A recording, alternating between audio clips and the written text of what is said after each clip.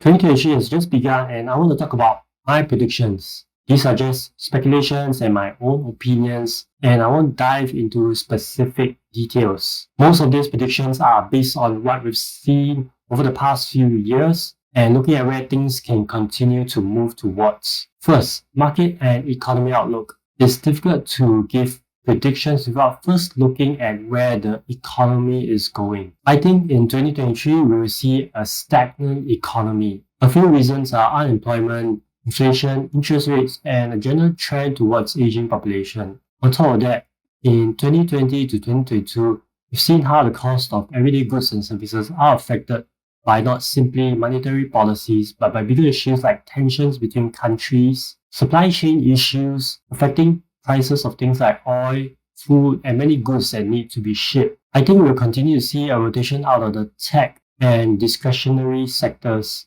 into other areas. This is based on the outlook that we are in or going into a recession. In the long term, we will probably see a move towards sectors like energy, consumer staples, and healthcare related areas. This is because in a recession, people are less willing to spend on things that they don't need. Companies that suffered from the restrictions during the pandemic may see themselves doing slightly better now. Industries like events, retail, food, and restaurants are a few examples. This also means that we'll likely see companies that have no growth or revenue to show for getting squeezed because investors want to see results. Companies that overhired during the pandemic boom will be forced to downsize. We've seen a lot of these, especially like big tech companies and also in many crypto-based companies. Speaking of crypto, in 2022, we've seen how crypto went all the way down. The two huge negative events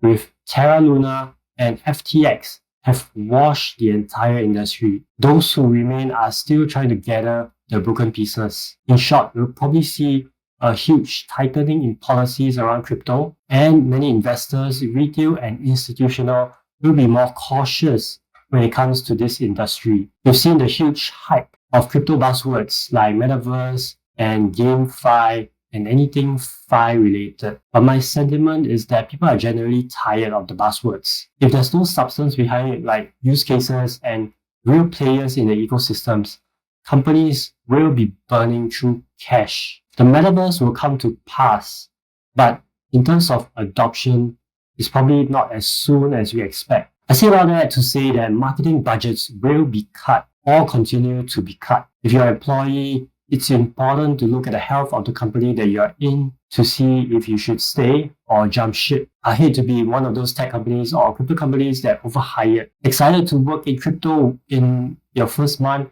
and then suddenly scrambling to look for a job. At the business level, when companies cut their marketing budgets, advertising budgets are one of the first to be cut. Instead of paid traffic, marketing teams will have to work with ways to generate leads organically. They will have to stay lean or become lean and work with free or low-cost ways to bring in more customers or clients. Generally, in these market conditions, companies will look to cut costs in headcount, unnecessary spending in frivolous things, softwares, and marketing budgets. The best that they can do now is to work on products and services that customers want now or in the near future. In terms of marketing and social media content, I think we'll see the continued rise of short-form video content, namely TikTok, Instagram Reels, and YouTube Shorts. For creators, my prediction is that YouTube Shorts will compete heavily with TikTok for the time and attention of creators and consumers, and Instagram Reels will lag behind.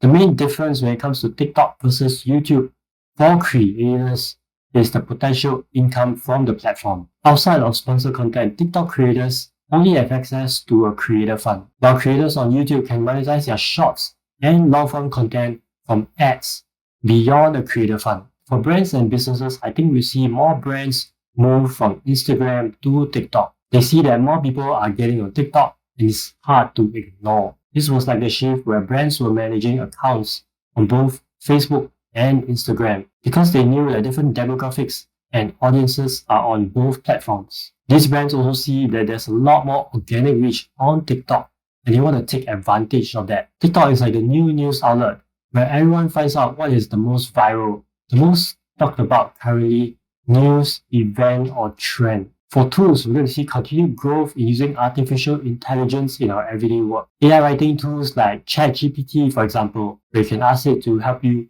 write or come up with ideas. AI image generators like Midjourney and Stable Diffusion are at the point where they can replace artists. These are tools that have real use cases, and the adoption has been exponential. That's it for my prediction for 2023. Let me know what you agree or disagree with in the comments. Thanks for watching.